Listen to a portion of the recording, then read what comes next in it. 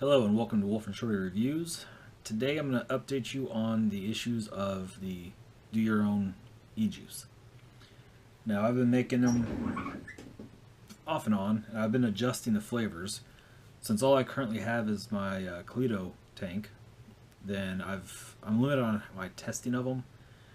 I did order the rebuild kit for the Cleto through Aspire, esig.com. It's been exactly 40 days since I ordered, and shipping is supposed to be up to 20. No update on shipping through ems.co.cn or some. It's from China. It's their shipping, and no update from USPS since the day after I ordered. So I've already sent back in a request to get my money back through PayPal. The guy couldn't explain why it wasn't here. He said it was because of holidays. Well, holiday doesn't take 20 extra days to ship and get it here, so I should get that money back soon. I went to vaporbeast.com and they have the fat tank and the rebuild kit, so I've ordered both of those plus an actual RDA to start doing testing on my juice. So this one here is the Almond Joy.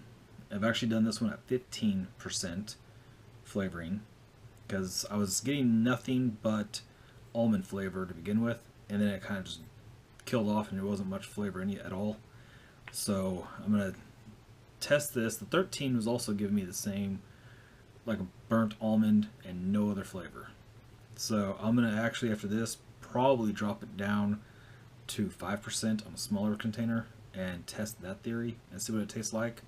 So Almond Joy, I can't say I recommend getting unless I can figure out the exact proper measurements, which I've got a ton of it. Now the what was it? My Extreme Ice. I made a 100 milliliter bottle of that, and it is great if I want to just bump it a little bit. I don't use it straight. I'll actually about the amount that's left in here is actually how much I'll use of the Extreme Ice. The rest of it's a different flavor, and I'll vape that, and it's been no problem. My Juicy Peach, this is the 15. It's not bad. It doesn't give me a strong peach flavor. I haven't tried the 15, I've tried 13. And a lot of these may just need to be steeped longer. These are about 2 weeks of steeping. I've already used all the ones I made on the video. I made a whole new set the next week.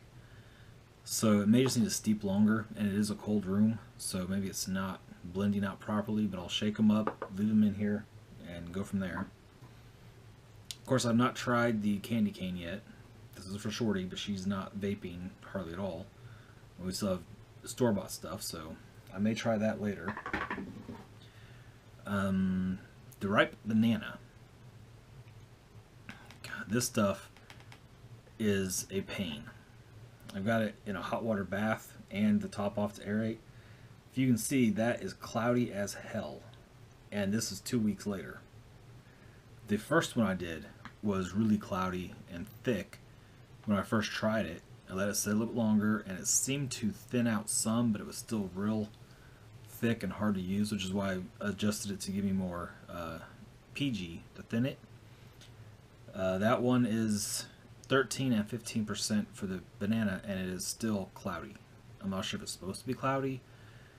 It just seems like it's, and if you shake it up, it gets even worse. So I'm not sure if it's the flavor is just really strong and it needs to be aired out. So I'm doing a hot water bath now. I'm about to pull them, and I'll probably just leave them out for a day, maybe with the lid barely on it, just to keep it covered, but allow it to air out some more to maybe get rid of some of the chemicals in it to clear it up. If it's not clear by the time I get my RDA, I'll test it there and see if it works better with that, so I can remove the cotton. So that stuff permeates everything. You get cotton, you get that on the cotton, you're going to taste it for about a week. At least it has a slight hint to it. Depends on how much you vape. I had mine about 3 days. I was still getting a hint of the banana before it finally was washed out with other flavors. The one I have in here is the watermelon. It wasn't bad at 10. 13, you get a bit better flavor. And I've got the Extreme Ice in there to offset it. So the watermelon's not bad. I think that's all the ones besides the candy cane that I just don't know about. So I'm still playing with the mixes, and I'll update this whenever I know exactly which one's better to use, or what the amount is. I've seen some recipes online that say 5 to 10% on some, up to 20 for others. Since I don't have any specifically designed to blend, I don't really blend my flavors. I just put them straight in with the PG, VG, and nicotine. I'm good. So I gotta work some more on that, see which way it's giving me the best flavor, best outcome. But I wanted to update everybody that it is still a work in progress, and so far watermelon's about the best one I found, and peach is okay. It's really disappointing because I was hoping to get good, strong flavors. It's just there's no way to determine exactly what to do, and it may need to be switched out to be thinner, more PG, or thicker with more VG. So I'll play around with it a little bit more, and I want to make a adjustment. My last video I mentioned with the nicotine that it won't kill you if you get it on you. The purpose of that was if you get a drop on your hand or you accidentally get a little on your hand, it ain't gonna kill you. Wash it off with water and soap, you'll be fine. I didn't want someone to think that they dumped it on themselves, they're fine. If you knock 100 milligram nicotine solution onto you, especially in a PG thinner solution than on the VG like I have, you want to change clothes. If you get it on you and it stays, it will absorb into your skin, and that can actually poison you with nicotine.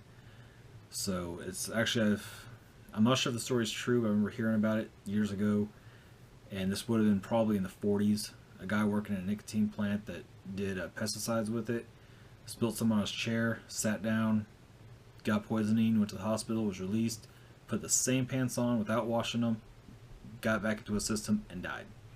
Nicotine is a poison. It is dangerous. But just be smart about it. If you get a little bit on your skin, it's not going to kill you. You're vaping this stuff. If you dump it on yourself because you screwed up, which happens, get those clothes off, wash it off, wash your clothes before you wear them again, clean the area up, and then go back to making your juice. Don't sit there and wait. Don't matter if you have a syringe full and it's leaking. Drop that, get the clothes off, get them washed, get yourself washed. Take care of yourself. So, nicotine is dangerous. It's just not going to kill you with a little bit. That's how it is. So, I will update you all once I figure out more on my juices. And I'll probably do some reviews and building on the Colito RBA section once it comes in. I'm hoping it comes in quicker than the other ones. The other one didn't. But thank y'all. I'll holler at you later.